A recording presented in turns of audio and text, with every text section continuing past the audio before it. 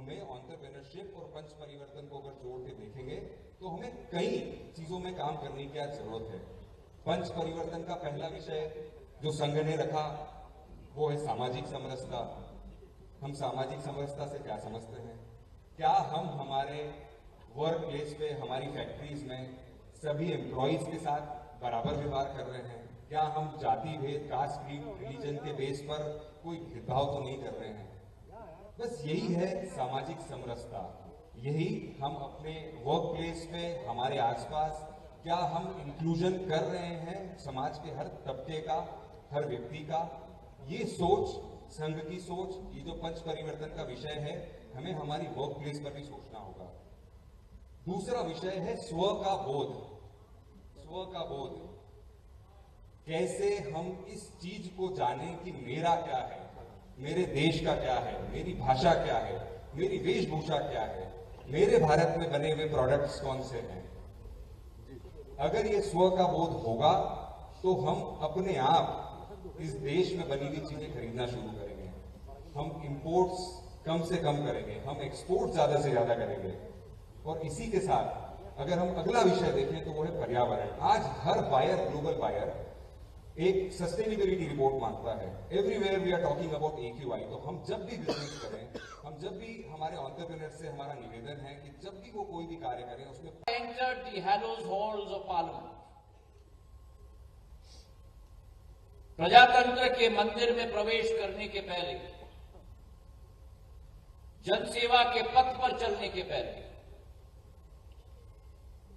भारत सरकार के मंत्री की जिम्मेदारी संभालने के पहले मेरी शुरुआत भी आप जैसे ही हुई थी। When I graduated from Harvard University in 1993 and got my first job as an investment banker at Morgan Stanley in New York, 1.5 साल वहां नौकरी, मेहनत, मशक्कत करने के बाद एक व्यक्ति मेरे पास आया और बोला मुझे कि भारत में मॉर्गन स्टैनली की इन्वेस्टमेंट बैंकिंग प्रैक्टिस की शुरुआत हम करते हैं। उस समय मॉर्गन स्टैनली भारत में था नहीं और मैंने भी 10 बार सोचा कि मैं अनुभव ले रहा हूं न्यूयॉर्क में, जमीन से शुरुआत करनी होगी भारत में। पर अंतरात्मा की आवाज आई और शायद मैं अतिशयोक्ति नहीं होगी अगर मैं कहूं कि मां भारती की आवाज आई कि मैंने निर्णय लिया कि भारत जाके ही जमीन से हम लोग दोबारा शुरुआत करेंगे। और मुंबई हम लोग गए, हम 2 लोग थे अकेले। आज मॉर्गन स्टैनली के नाम सुनते हो तो बड़ी विशाल संस्था है, लाख लोग हैं विश्व भर में। पर जब भारत में हमने शुरुआत की थी केवल 2 लोग थे। एक दिल्ली में चिकित्सक थे, डॉक्टर सामा, उनका बेटा, और मैं एक होटल के कमरे से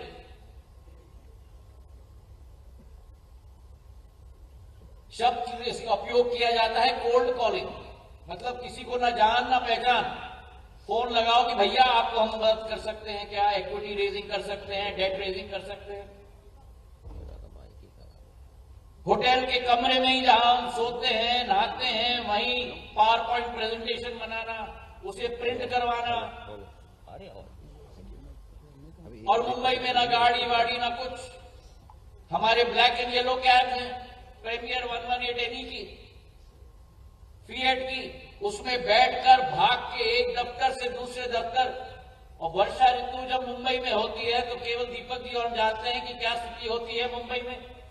तो वही पावर पॉइंट के ब्लू बुक्स को सिर के ऊपर डाल के अपने सिर को पानी से बचाना और फिर क्लाइंट के सामने जाके प्रेजेंटेशन करना। So we experienced it all. And then I had the good fortune of going to Stanford Business School. Graduated from there and as opposed to taking up a job, decided to start up something on my own.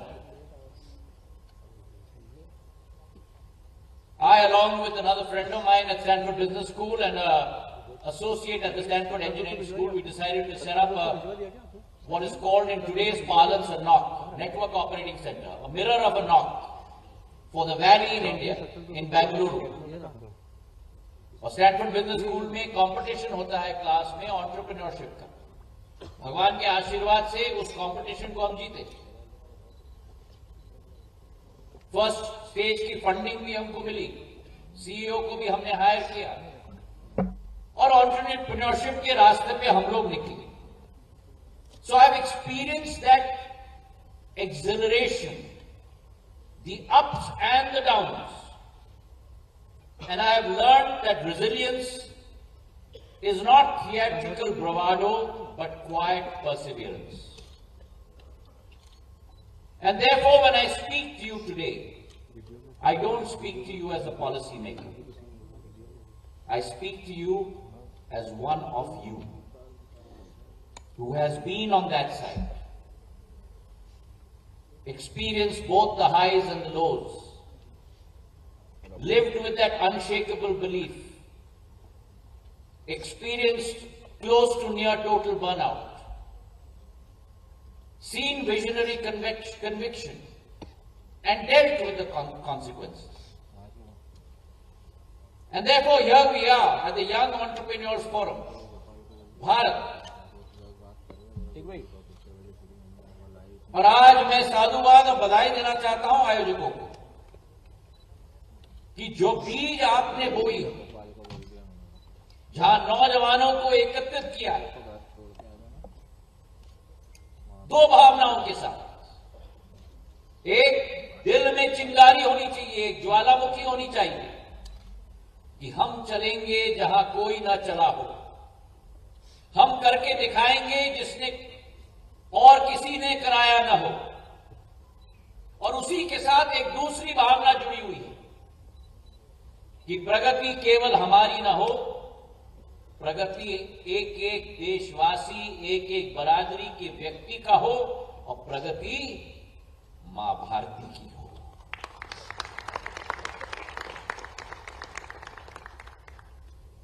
इन दोनों भावनाओं को का संगम, मिश्रण करके ये young entrepreneurs forum Bharat का जन्म हुआ।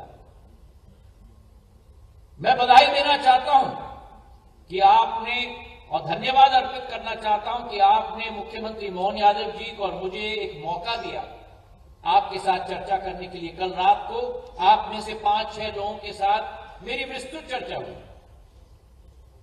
और जो ऊर्जा मैंने देखी, जो संकल्प मैंने देखा, the can-do attitude, the ability to take risks, that can-do attitude and that ability to take risks is going to define the new India. और ये एंटरप्रेन्योरशिप भारत का बहुत पुराना भाग रहा है। ये वो देश है जिसने विश्व को शून्य दिया है। हमारे ग्वालियर में शून्य मंदिर है। ये वो देश है जिसने विश्व को आर्यभट्टा दिया है। ये वो देश है जिसने विश्व को मेडिकल सर्जरी दी है। भारत सदैव सोने की पंछी के रूप में जाना जाता था और मोहन यादव जी सदैव हमें कहते हैं कि काल का चक्र भी घूम के आता है।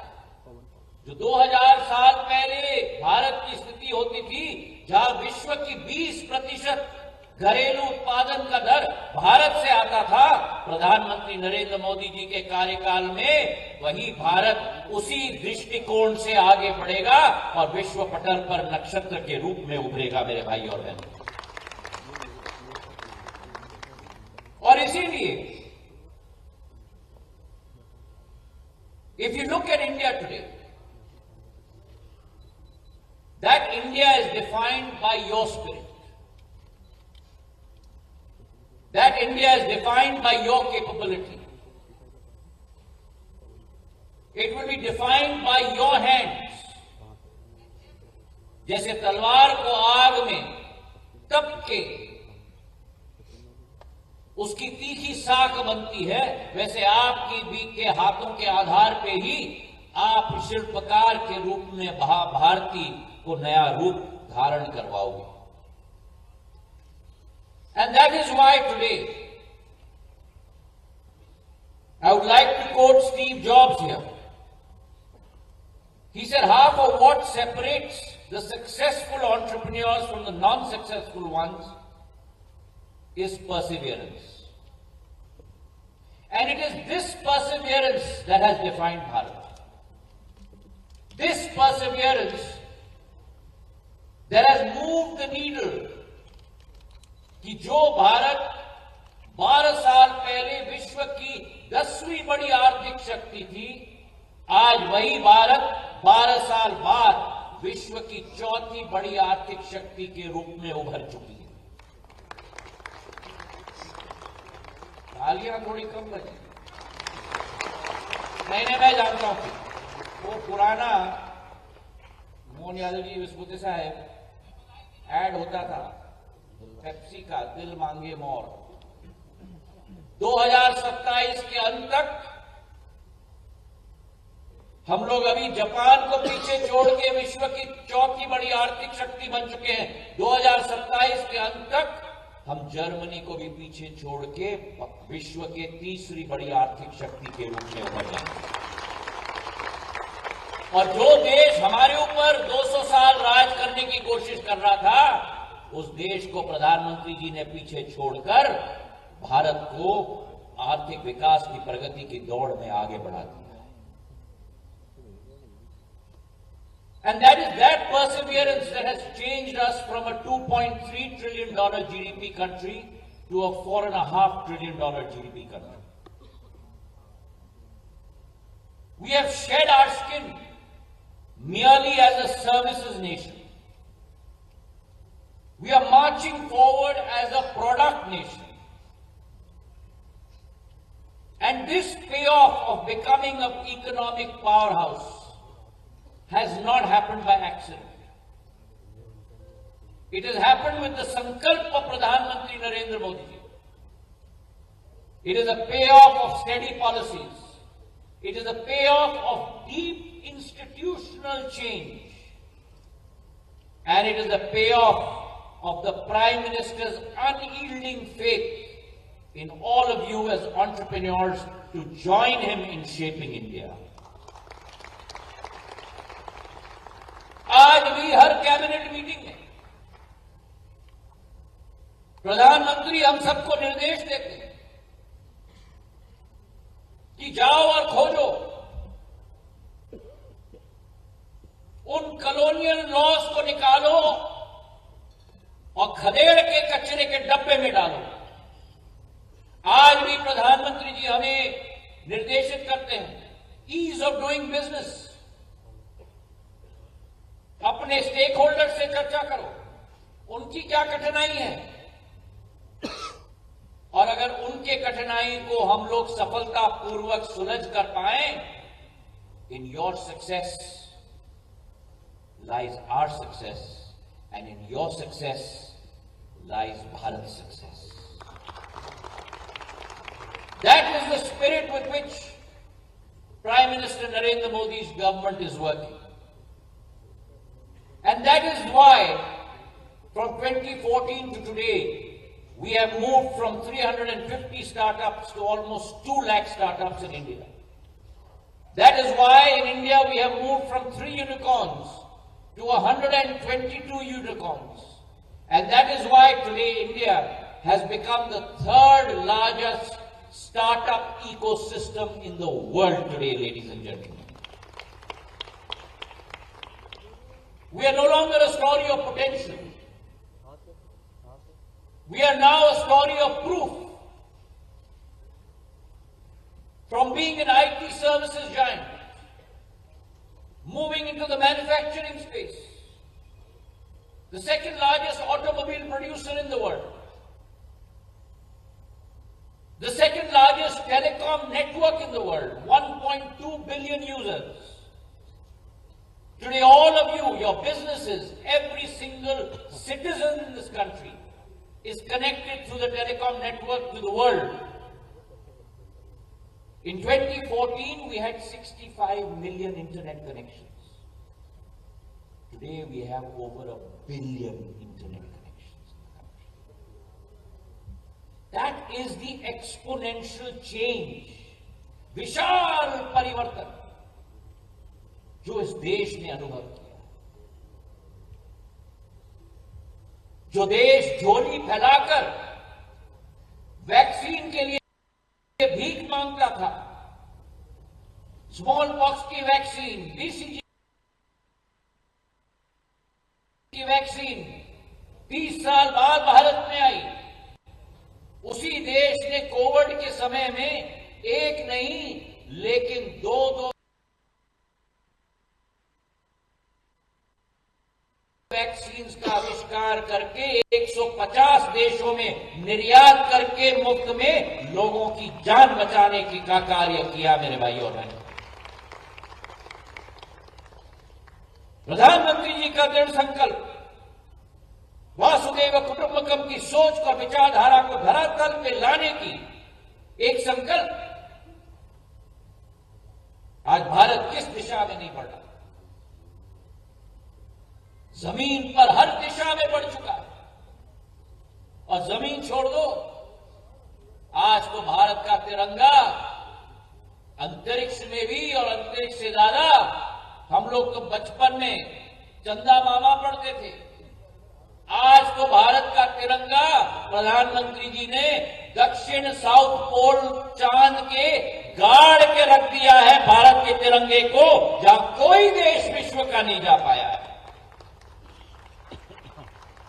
From astronauts to cosmonauts, Chandrayaan 3, Aditya L1, circling the sun, to Gaganyaan, when Shukla and his cosmonaut group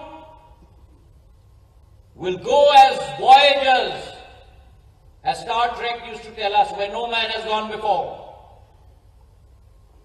So there is no barrier for India anymore. There is no scale that we cannot surmount. And that is the spirit that India embodies today.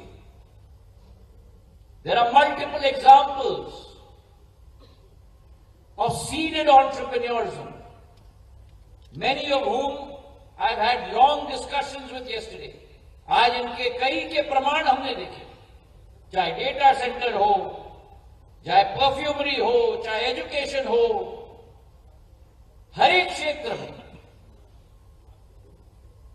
आप LIGO को देखो, gravitational wave detection का startup, 30 metre telescope cosmic exploration के लिए, हमारा Tejas fighter jet,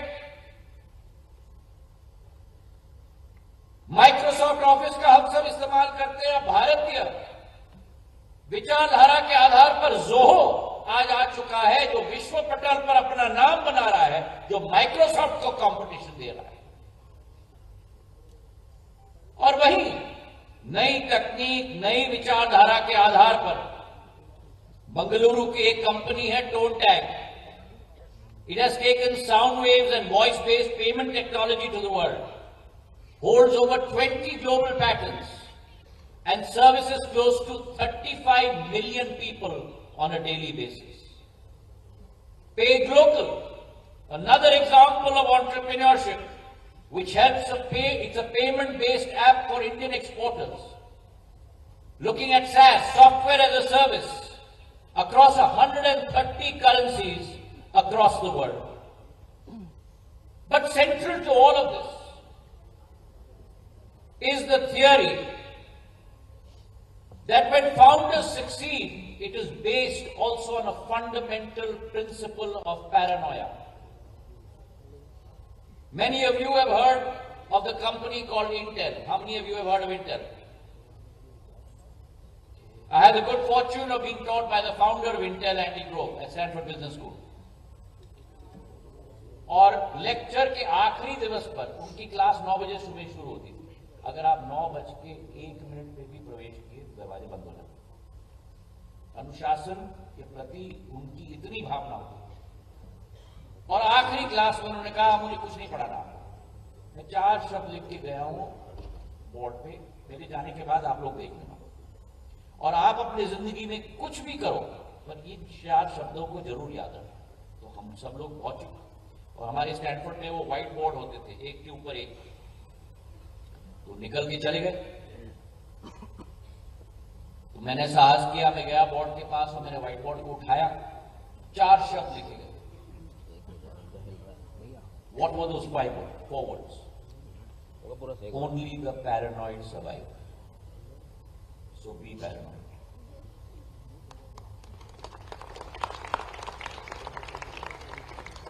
Change is always at your doorstep. आयोजन में CM doctor Mohan Yadav शामिल हुए हैं। आज के इस मंच पर विराजमान हम सबके आदरणीय राष्ट्रीय स्वयंसेवक संघ के हमारे सबके पालक अखिल भारतीय सहभोगी प्रमुख माननीय दीपक विश्वजित जी अभी अभी हमारे बीच अपना विस्तार से विषय रख करके गए। मेरे अभिन्न मित्र और माननीय मंत्री, भारत सरकार केंद्रीय संचार मंत्री, उत्तर पूर्व क्षेत्र विकास मंत्री माननीय ज्योतिरादित्य सिंधिया जी, मंच पर विराजमान श्रीमान विकास खेमानी जी, माननीय राज समानी जी, आवाज नहीं आती क्या? माननीय सिद्धार्थ सिंह जी, मंच के सामने उपस्थित सभी हमारे वरिष्ठ पदाधिकारीगण, आमंत्रित अतिथिगण और मेरे युवा मित्रों, भाइयों बहनों, पत्रकार साथियों, दोनों हाथ जोड़ के प्रणाम करता हूं, आपका सबका अभिनंदन करता हूं।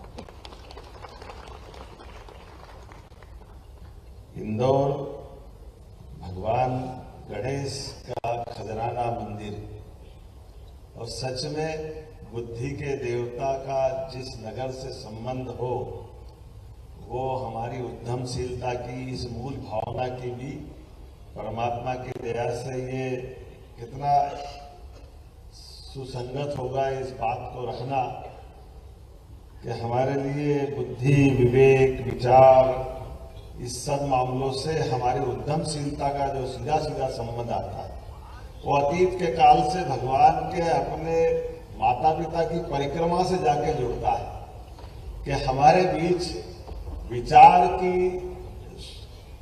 की ताकत के आधार पर शारीरिक बुद्धि के बजाय उद्यमशीलता किस तरफ ले जाती है कि दुनिया के अंदर 84 लाख योनियों में 33 करोड़ देवी देवता में प्रथम पूज्य अगर कोई बनाया भगवान कृष्ण अपने गणेश जी को, तो उसका सबसे बड़ा कारण बुद्धि के देवता अर्थात वो विचार की उद्यमशीलता है, जिसके कारण से अपने विचार के बलबूते पर शक्ति तो होगी, लेकिन विचार की अगर कहीं कमी रह जाती है तो हमको मालूम है कि विचार के आधार पर ही भगवान ने, परमात्मा ने खास करके हमारे लिए ये देवी देवताओं के माध्यम से सनातन संस्कृति की गौरवशाली विरासत हमको दी।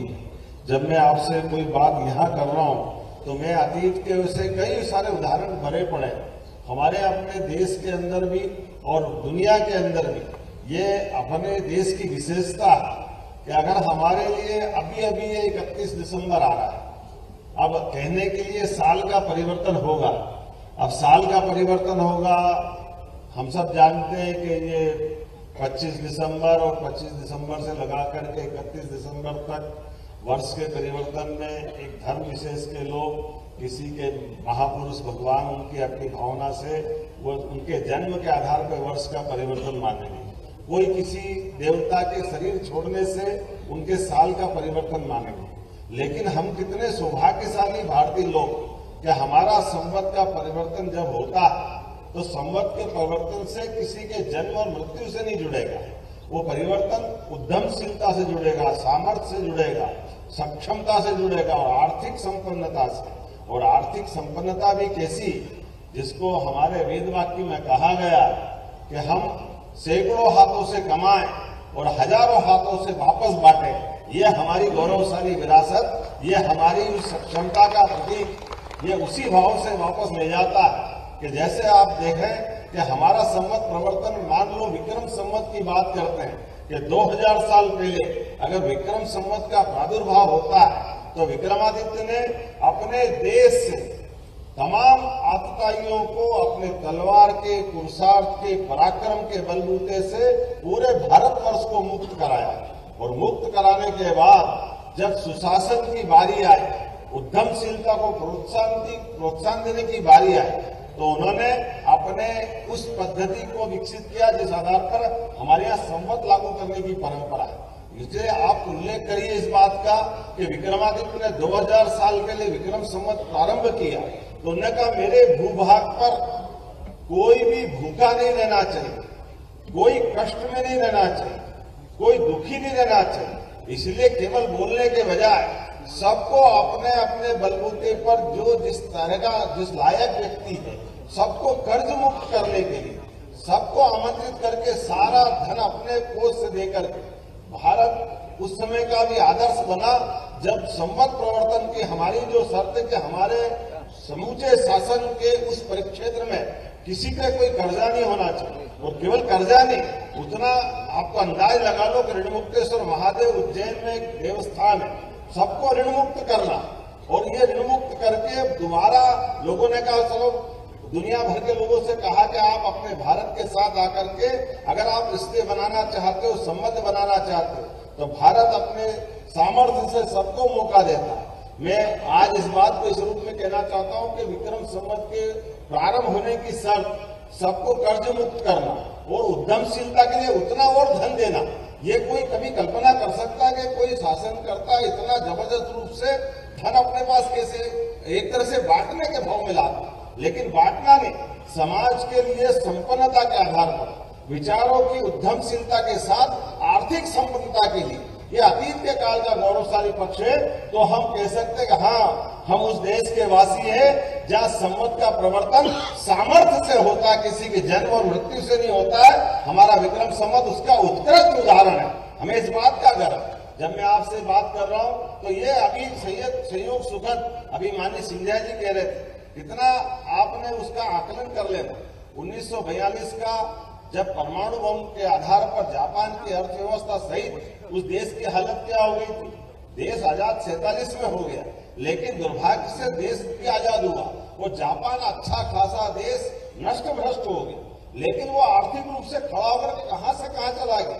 लेकिन ये संयोग है कि हमारे तत्कालीन शासनकर्ताओं की दृष्टि देश को उस तरह से ले जाने की नहीं थी। उसका दुष्परिणाम है कि देश अपने खुद के खाने के लिए भी अमेरिका पर लाल गेहूं पर निर्भर रहा, लेकिन यशस्वी प्रधानमंत्री के नेतृत्व में जोरदार अभिनंदन श्रीमान नरेंद्र मोदी का करें, जिनके कारण से 11 साल के अंदर ही न केवल भारत अपने पैरों पे खड़ा हुआ बल्कि 11 नंबर से खसक करके चौथे नंबर पे आया और अब जापान को भी पीछे छोड़ करके 27 तक वास्तव में तीसरे नंबर पे आ रहा। और अभी हम ये समाचार पत्रों से बाकी चीजों से रोज के घटनाक्रम से अवगत हो रहे होंगे, चाहे हमारा तेल आयात निर्यात का मामला हो या किसी प्रकार की टेक्नोलॉजी का मामला, हर क्षेत्र में भारत ने हर एक उलझे सुलझे प्रश्नों का उत्तर ढूंढा है। और हमारे अपने इसी युवा, क्योंकि आप नई उम्र के हमारे यंग एंटरप्रेन्योर्स फोरम के इस मंच पर मैं जब बात कर रहा हूं तो हमारी संभावना उसी प्रकार से, जब मैं इस तरह से बात थोड़े अतीत के काल से वर्तमान पे आता हूँ। हमारी सरकार भी बनी 2023 में। सरकार बनने के बाद हमने खुद ने तय किया कि सरकार बनती है जनता के वोट से, लेकिन जनता के वोट से बनने वाली सरकार का अपना विजन क्या है, वो कहां तक जाना चाहते, वो किस प्रकार से बढ़ना चाहते, उनके अंदर के हमारे टारगेट तय होना चाहिए। इसलिए हमने तय किया, लगभग 3,15,000 करोड़ का हमारा बजट था। हमने कहा ये 5 साल में डबल करेंगे तो सरकार में, इसलिए उस तरह से हमने टारगेट तय किए। अगले साल खसक करके 3,67,000 का बजट किया। इस साल हमारा जो बीता साल गया 2025 का, जिसमें 4,21,000 किया, 5 साल के अंदर डबल करेंगे। आने के साथ ही सरकार के आधार पर कई सारे जो अनावश्यक खर्चे, आप अंदाज लगा लो, दुनिया भर में मेडिकल कॉलेज बनते हैं, लेकिन मेडिकल कॉलेज में ऐसा कहीं नहीं होता जो दुर्भाग्य से अपने यहाँ होता है। मेडिकल एजुकेशन अलग, मेडिकल डिपार्टमेंट का मंत्रालय अलग, और दोनों का अपना अपना खर्चा। हमने कहा इसकी क्या जरूरत है, अपने साथ इधर मेडिकल कॉलेज और इधर मेडिकल कॉलेज के लिए लाभार्थी होने बड़ी संख्या में रोगी और बीमार, उनको दोनों को एक करें। इसी का परिणाम है कि लगभग एक मेडिकल कॉलेज को बनाने के 1000-1200 करोड़ रुपए से लेकर 4000 करोड़ तक का खर्चा लगता है। अब हम वो पैसा भी बचाएंगे और अपने यहाँ का इसी आधार पर मेडिकल कॉलेज जो हमारे हॉस्पिटल अगर पीपीपी मॉडल पे किसी को दे दें तो अपने आप मेडिकल कॉलेज के साथ चलाएंगे। मुझे खुशी है इसी साल 4 मेडिकल कॉलेज का भूमि पूजन भारत सरकार के स्वास्थ्य मंत्री आकर के हमारे यहाँ सौगात भी दे रहे, वो सरकार के पैसे भी बचा रहे। ये हमारी अपनी राज्य के प्रति प्रतिबद्धता थी। जब मैं आपसे ये इस तरह की बात करके आगे बढ़ रहा हूँ तो आपके हुकूमचंद मिल का यहाँ का इंदौर का उदाहरण इस बात के लिए सबके सामने है कि जब हम इंडस्ट्री के लिए जमीन देते हैं, सरकार इंडस्ट्री की जमीन देती है, लीज पे जमीन देती है, हमने तो सरकार से उद्यमशीलता के आधार पर जमीन लेते, लेकिन जमीन लेने के बाद किसी कारण से टेक्नोलॉजी पुरानी हो गई, मैनेजमेंट फेल हो गया, कोई और कारण से अगर वो इंडस्ट्री बंद हो गई, ऐसे में जो लेबर जितने हमारे साथ वर्षों तक काम किया, अगर वो उनका हिसाब किताब बाकी रह गया, अगर वो डिमांड उनकी कर रहे हैं, लेकिन ये वर्षों तक 30 साल तक इस बात के लिए उस मुद्दे पे उलझा रहा पूरा इंदौर कि हमारे 7000 भाई बहन कि हमारे लिए हमारे हक के 2 लाख 4 लाख 6 लाख दे दो। लेकिन ऐसे उलझे सुलझे प्रश्न में सरकार के आधार पर मुझे इस बात की प्रसन्नता है, हमने कहा कि ऐसा इसके बजाय वो जो सरकार थी जिसने जमीन दी थी वो उद्योगपति भारत के नागरिक थे, मध्य प्रदेश के नागरिक थे।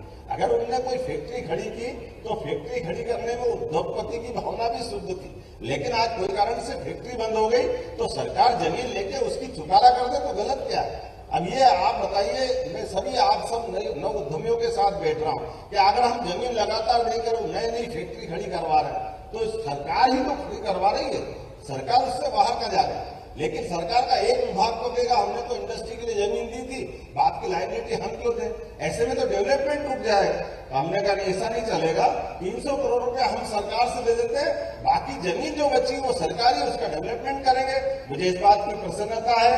ऐसे में हमने 30 साल पुराने मुद्दे का समाधान भी करा और बदले में 5000 से लेकर 7000 करोड़ की एक नया प्रोजेक्ट खड़ा करके एक बड़ा समाधान सबके सामने लाए। यही तो विचारशीलता। महापौर यहाँ बैठे, मध्य सरकार के अधिकारी भी बैठे, हमने ये समाधान खोजने का प्रयास किया। इसलिए जब मैं आपसे बात कर रहा हूं कि हमारे लिए नई उम्र के लोगों के साथ अगर आपके साथ मैं बात कर रहा हूं तो उसमें हमारी ये जो हमारी एंटरप्रेन्योरशिप के आधार पर खास करके नए युवाओं के लिए अपने विचारों के बलबूते पर सक्षमता के आधार पर सभी प्रकार के मुद्दों को समाधान पूर्वक सरकार की नीतियों के साथ खड़े होकर न केवल अपना खुद का जीवन भी सुखी संपन्न बनाए बल्कि ये दिए गई व्यवस्थाओं का लाभ लेकर जो बेहतर से बेहतर हो सकता है वो सब करें। इसी आधार पर तो हमारा अपना देश, हमारी व्यवस्था तो कई समय से केवल इस सरकारी लाइसेंस राज, कोटा परमिट राज, इनके कारण से परेशान होती रही। लेकिन मुझे इस बात की प्रसन्नता है, बीते 2 साल के धीरे धीरे करके ऐसे ही अभियान चलाने के कारण आज कई प्रकार से हमने अपने मध्य प्रदेश को आज पूरे देश में सबसे तेज गति से औद्योगिक विकास दर पे कोई राज्य अगर है तो मुझे प्रसन्नता है वो मध्य प्रदेश है। आपके सहयोग से मध्य प्रदेश सबसे तेज गति से आगे बढ़ रहा है। मैं अपना 2 साल का माननीय भाई साहब अगर समय का कैलकुलेशन देखना चाहता हूं तो मान के चलिए कि लगभग 24 महीने में से 4 महीने मेरे केवल इसी विभाग में गए। जब विभागों के अंदर मंत्रियों का काम का बंटवारा कर रहे थे तो कई सारे लोगों ने कहा कि अभी तक के जितने मुख्यमंत्री हुए किसी ने इंडस्ट्री मिनिस्ट्री अपने पास नहीं रखी। आमतौर पे होम रख लेते हैं, दूसरे कोई रख लेते, लेकिन पहली बार ऐसा हुआ कि उद्योग मंत्रालय मुख्यमंत्री रख रहा। हमने कहा कोई बात नहीं, हमने भी एक प्रयोग किया कि अभी तक मैं पहले टूरिज्म का काम कर चुका हूँ, एजुकेशन का काम कर चुका हूँ, उसके पहले अर्बन डेवलपमेंट अथॉरिटी का चेयरमैन का काम कर चुका हूँ। हमने कहा जो काम नहीं आता वो सीखना, तो हमने इसी को टारगेट बनाया। और एग्रीकल्चर ग्रोथ रेट तो हमारी बहुत अच्छी है, लेकिन औद्योगिकरण की गति भी तो आगे बढ़ना चाहिए और उद्योग से तो कई लोगों का जीवन संवरता है। सच में उद्योगपतियों के लिए मेरे मन में बहुत श्रद्धा है। आपकी अपने विचारों की परिपक्वता के आधार पर, आपकी इच्छा शक्ति के बलबूते पर न केवल आप अपने स्वयं का बल्कि हजारों लोगों के जीवन शैली बदलने के लिए, हजारों गरीबों की आशा अपेक्षा पे एक उद्योगपति खड़ा उतरता है। इसलिए मैं आपका अभिनंदन करता हूं, आपका वंदन करता हूं। और उसी नाते से मैंने ये मिनिस्ट्री अपने पास रखी थी कि हमारे देश के अंदर कई सारी अच्छी अनुकूलता है। आज सबसे बड़ा लैंड बैंक हमारे पास है। पानी से लेकर बिजली तक सारे मामलों में हम अपने आत्मनिर्भरता की तरफ जा रहे हैं।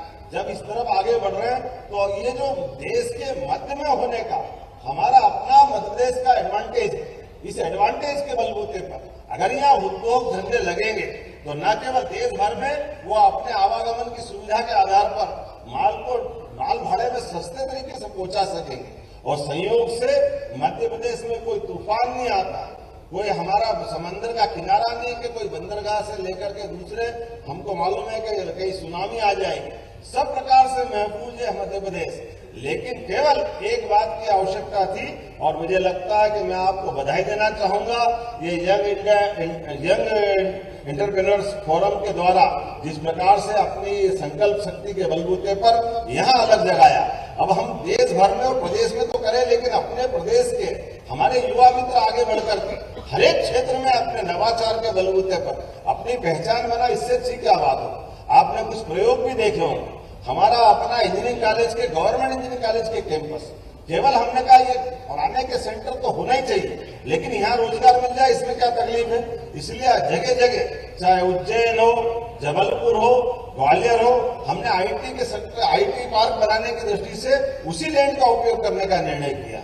जब हमने कहा रिसर्च के बलबूते पे इसरो बहुत आगे जा सकता है, तो आज का जमाना तो एआई का है, डीप टेक का है, तो डीप टेक और एआई के मामले में भी हमारी अपनी साइंस के आधार पर राज्य की प्रगति क्यों नहीं हो सकती, उसमें भी आगे बढ़ने की जरूरत है।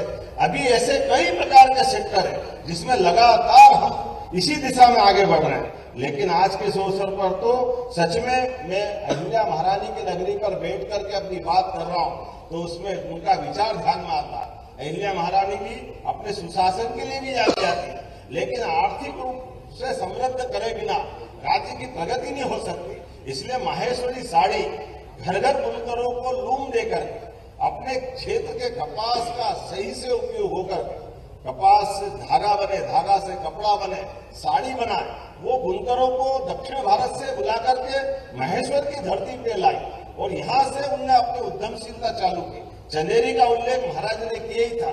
चंदेरी की साड़ी आज भी अद्भुत है। हमारे यहाँ तो ये कई सालों से यही परंपरा थी। ऐसे हर क्षेत्र में बड़ी संभावना है।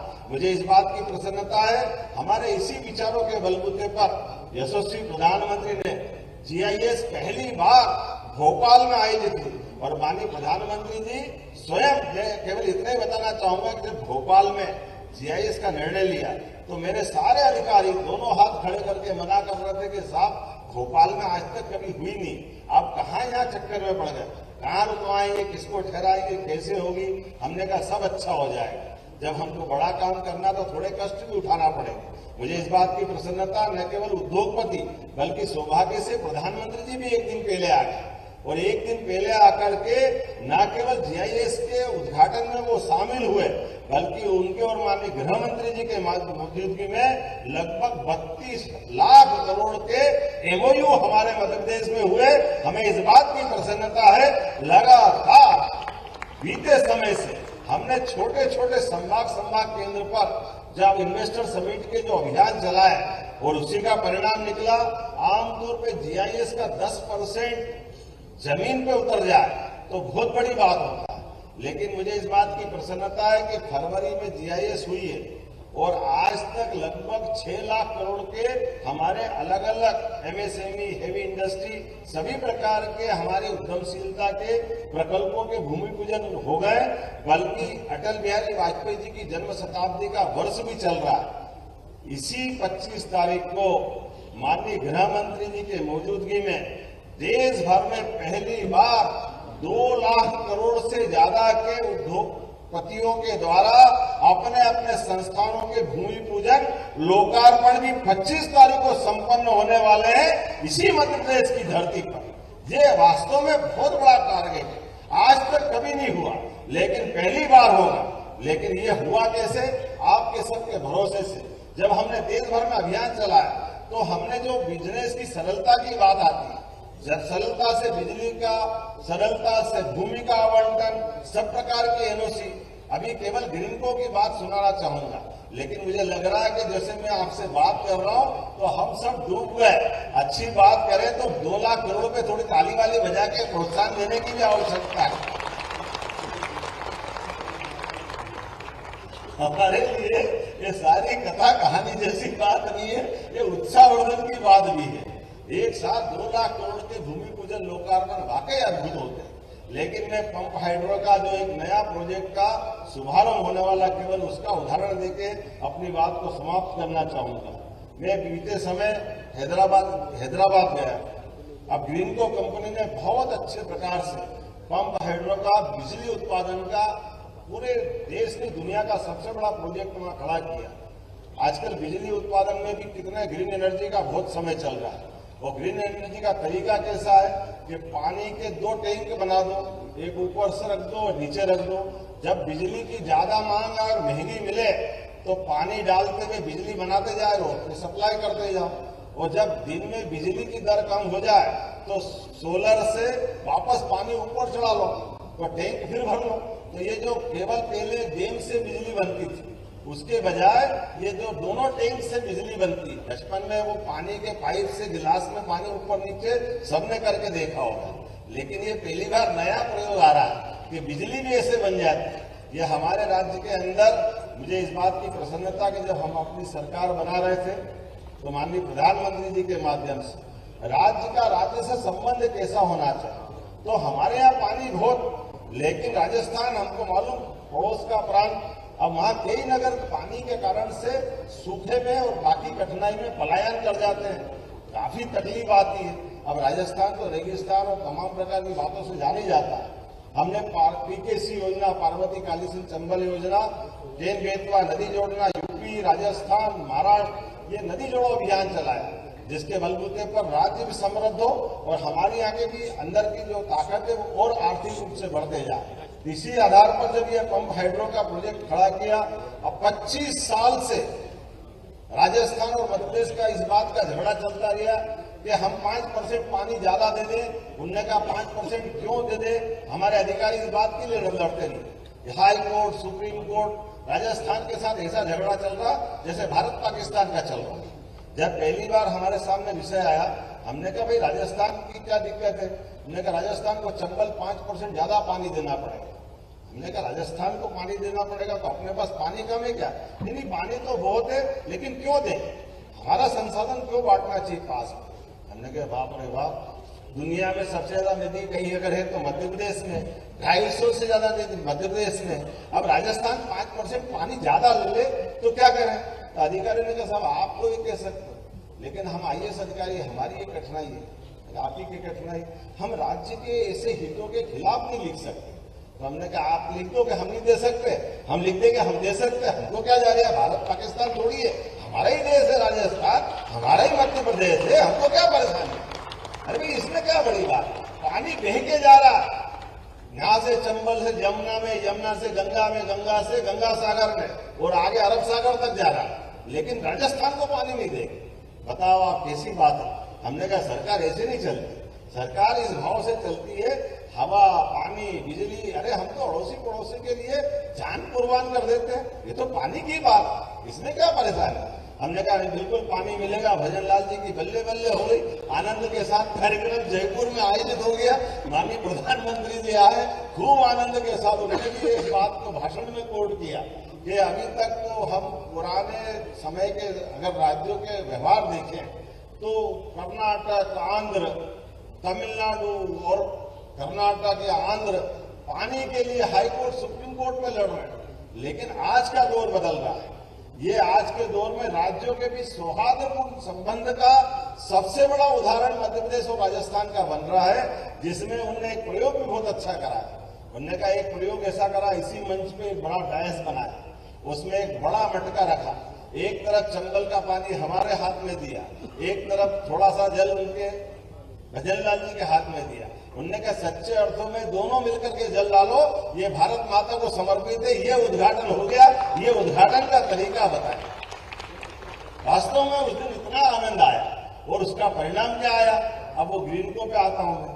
जब ग्रीनको वालों से बात की, उन्होंने कहा मैं मध्य प्रदेश में फिर एक नए प्रोजेक्ट बनाने जा रहा हूं। हमने कहा क्यों?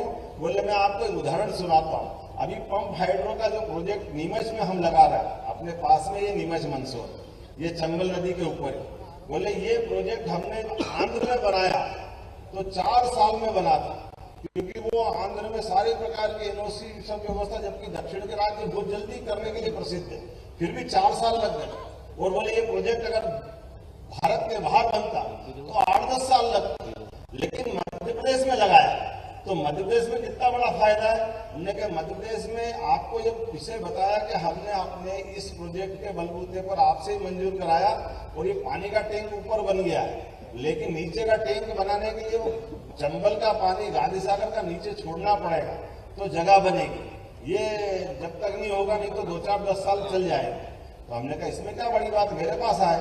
मैंने वहीं से फोन लगाया भजन लाल जी को, भजन लाल जी हमारा ये तकलीफ आ रही, थोड़ा डैम खाली कर दो, आप आगे पानी का उपयोग कर लें। बोले हाँ बिल्कुल कर लें, तो उसमें क्या बड़ी बात, हमारा आपने इतना बड़ा पीकेसी का काम कर दिया, इससे क्या बड़ी बात। उन्हें पानी के डैम खोल दिए, 2 दिन में पानी उतर गया, नीचे का काम हो गया, ऊपर नीचे दोनों टैंक बन गए। परमात्मा की दया से वो प्रोजेक्ट उद्घाटन पे आ गए। तो 2 साल के से भी कम समय में केवल आपस के संबंध अच्छे रखने के कारण ये दुनिया का सबसे बड़ा प्रोजेक्ट अपने ही बन गया।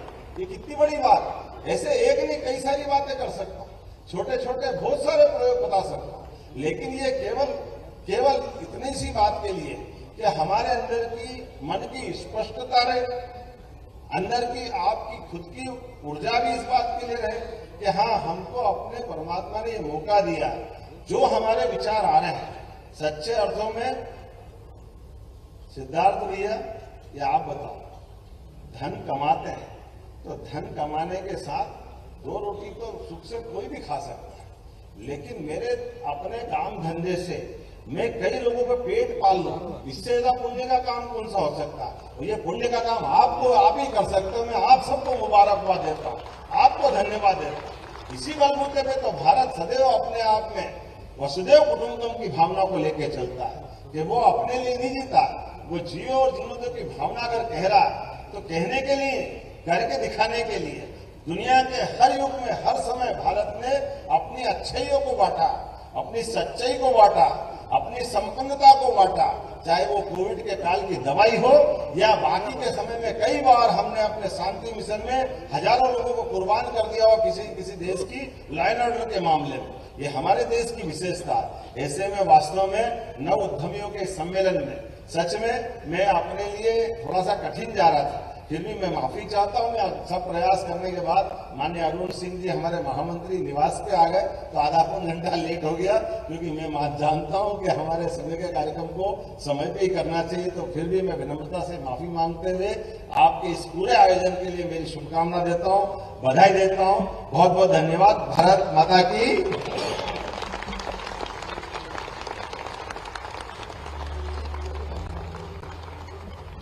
मैं माननीय मुख्यमंत्री महोदय, आपकी उपस्थिति और आपका मार्गदर्शन हमारे लिए अत्यंत मूल्यवान है। वाह्य भारत समिट 2025 की ओर से आपका और आपके बहुमूल्य समय का हार्दिक धन्यवाद। हमारे लिए यह अत्यंत सौभाग्य की बात है कि आज वाह्य भारत समिट 2025 में आप हमारे साथ उपस्थित हैं। हम वाह्य भारत समिट में हमारे बीच उपस्थित श्री प्रकाश शास्त्री जी